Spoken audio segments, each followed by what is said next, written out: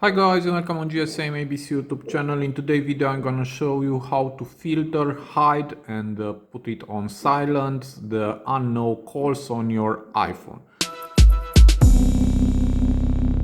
So here I have an iPhone 15 Pro Max with the new iOS 26, and if I go to the calls, here I have a lot of unknown calls, and if you want to hide it, now it's possible. To do that, just tap here in the corner and tap on Manage Filtering.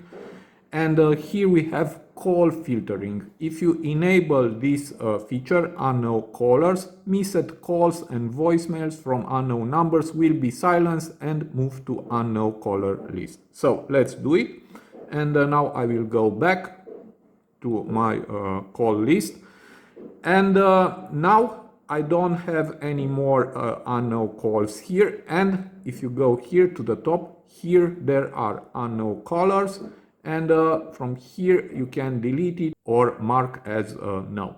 So it is very easy. If you want to disable this feature, again, go to Manage Filtering, disable it, and that's all. And the unknown callers will appear back in the list. So I hope this video to be useful for you, and see you to the next. Have a nice day.